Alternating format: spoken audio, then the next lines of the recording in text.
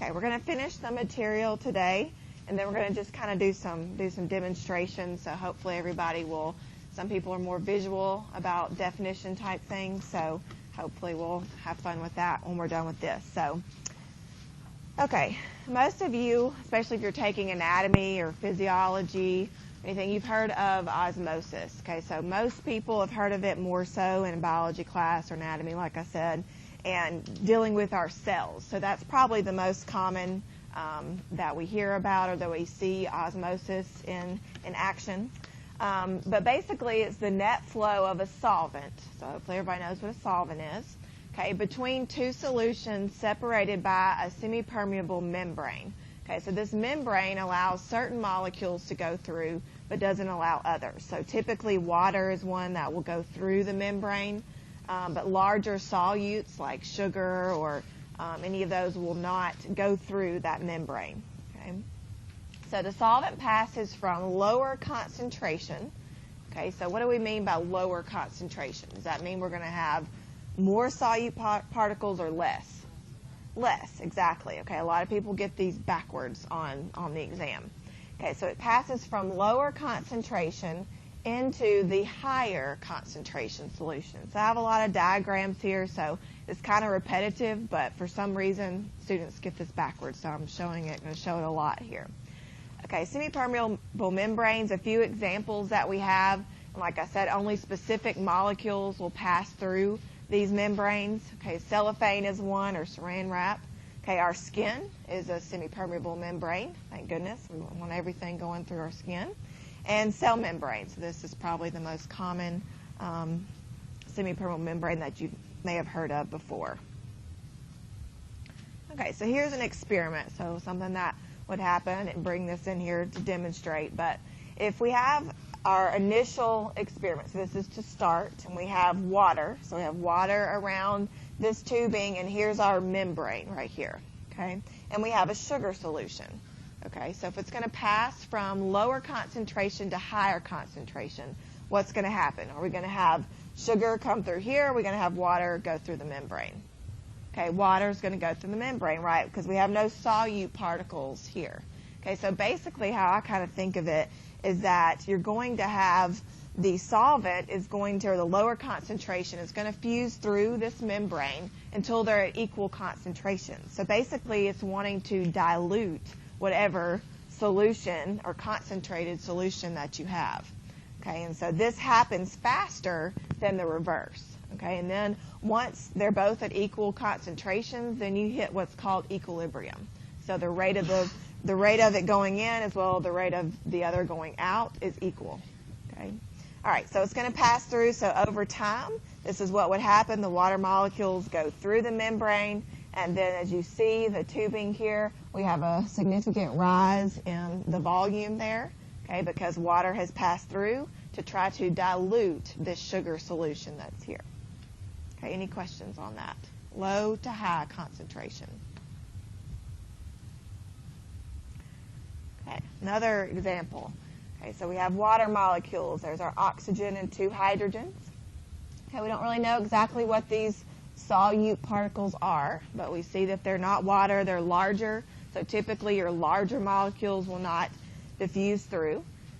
Okay, and so the water is going to pass from the low concentration side to the high concentration side at a faster rate than the reverse would happen. Okay, there's a quick video. I'm not getting sound in here today, so you can watch that if you want to, but basically it's just showing you what is in the diagram here. So the same exact example for the third time, so hopefully everybody sees your net solvent. So this is your net flow, moves from the least concentrated to the more concentrated. So we assume that would be a sugar solution, or it could be a number of things.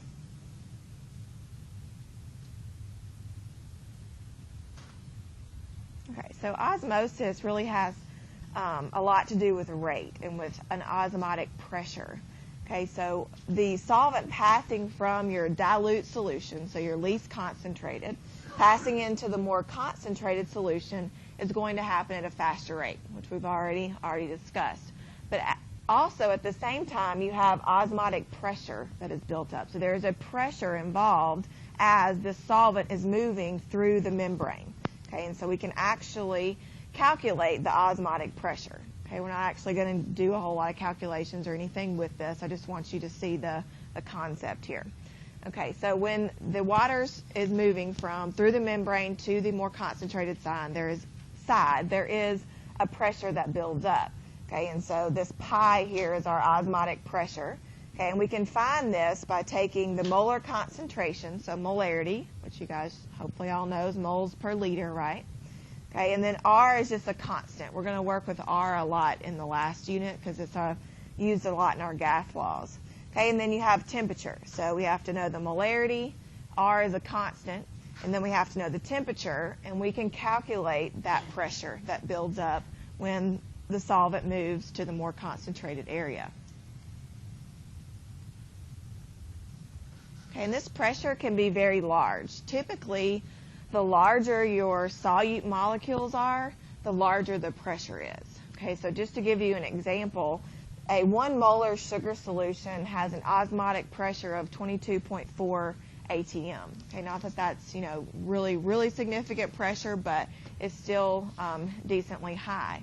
Okay, since there is a large effect, a lot of times we will look at the pressure, especially things like biomolecules, things that are in our bodies, and we can actually calculate how large. We can calculate the molecular weight of these things. So we can calculate of maybe proteins or polymers or ribonucleotides. So things that are in our body, we can go through the equation that I showed over here.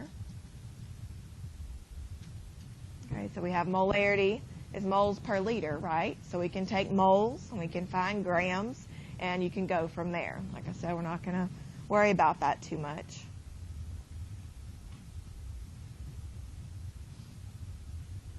Okay, anybody know why this might be important for us to be able to do this? So if osmosis is continually going on in our cells and in our bodies, why do you think this might be important? That we can calculate molar masses of polymers and biomolecules and anybody? Okay, if we can calculate these, so these are known because we all have proteins and ribonucleotides in our bodies, right? Okay, so this has been done so they can take that osmotic pressure, they can measure the pressure that builds up, and then from there they can calculate the molecular weight. But what about some foreign substances that might be in our bodies, or disease, or things that we don't really want to be there? Okay, the same idea. So if we have a solution, or usually water in our bodies, that would be kind of diffusing to that side, or where those molecules, or whether they're maybe tumors or whatnot, wherever they are, then you can calculate, see how big they are, see the molar mass of it, and it helps give you a property of whatever that foreign substance might be. Okay.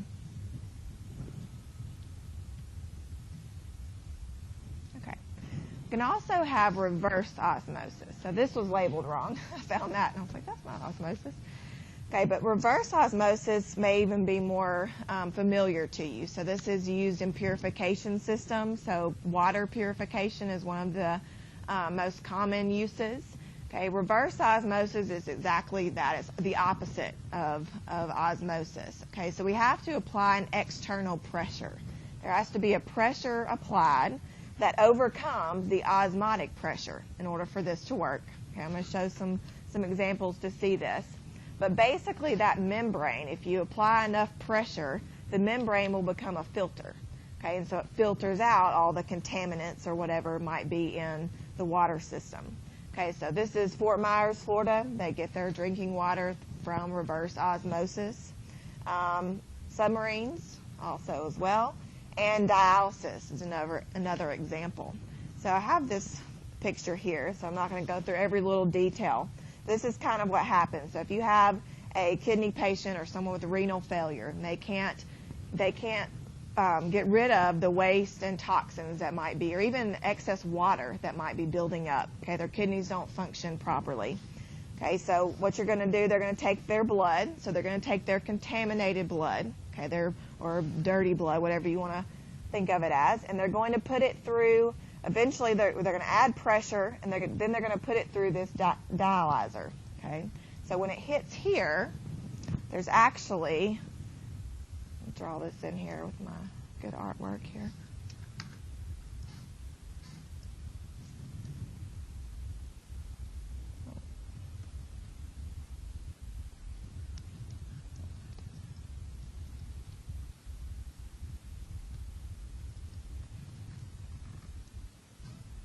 Okay, it's not going to work.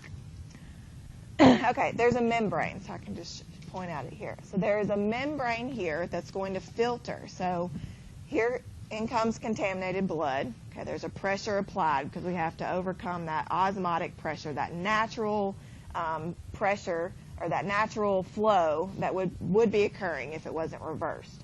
Okay, and so we're going to have our membrane here. Okay, and so as we push this through, we're going to add pressure. And then the only blood that's going to come through is going to be the clean blood. So that whatever has been, so contaminants will be left back here in the dialyzer, and then they'll actually have to remove those.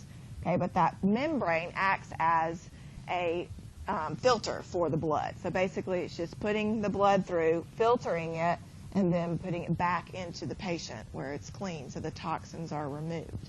Does anybody have any idea what the semi-permeable membrane is in a dialyzer for a dialysis patient? It's actually cellophane, so it's very, do what? Oh, yeah, it is. So something we've all seen, so it's just cellulose, so that's one cellophane's made of regenerated cellulose, and so it's really just, I mean, it's very natural, I guess, so it's in there. They may have, I'm sure they've come up with more and more different filters. So even your purification systems, I don't know if you've ever had a salesman try to sell you a purification system. They'll talk about how their filter versus, you know, another company's is better because it doesn't allow this ion to come through and it, you know, that kind of thing. So there may be different ones, but that's originally and what they still use. So very cheap and it works. So.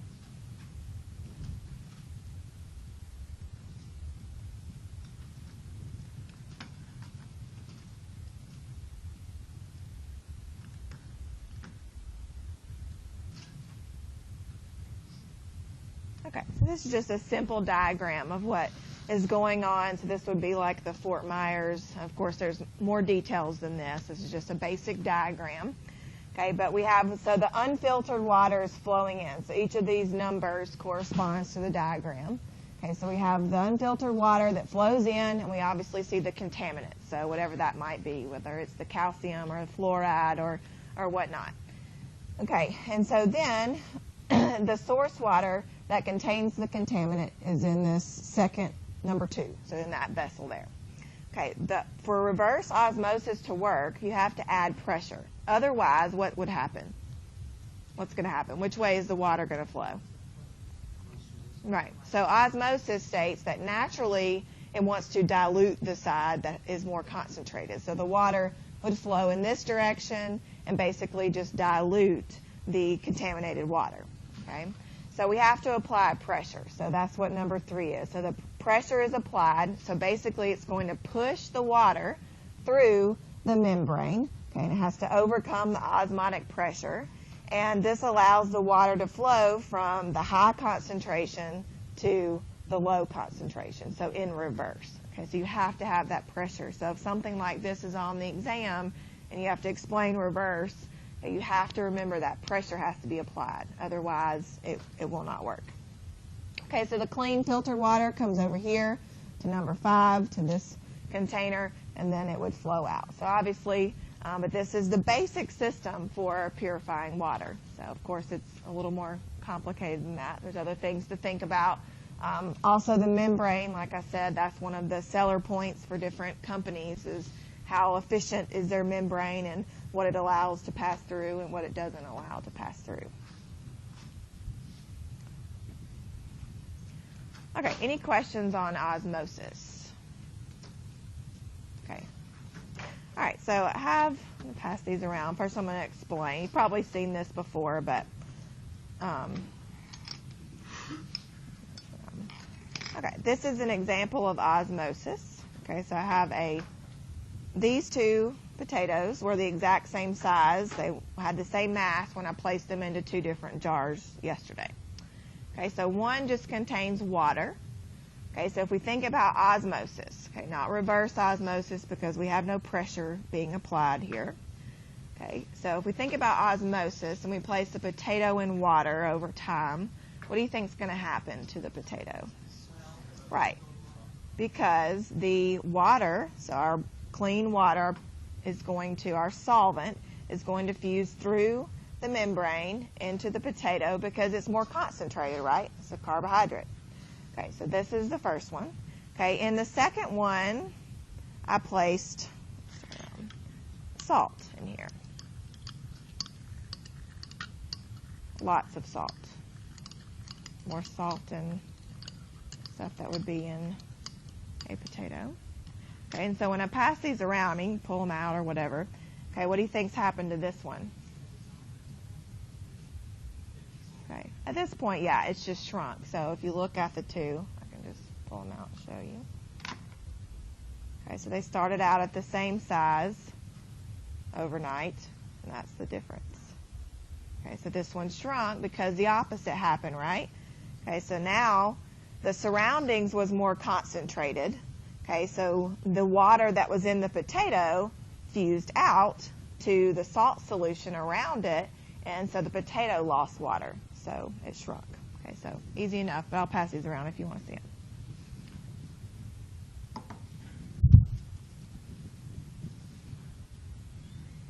Okay.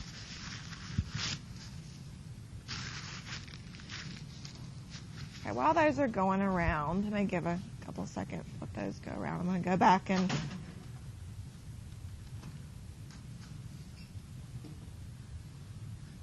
go ahead and stop.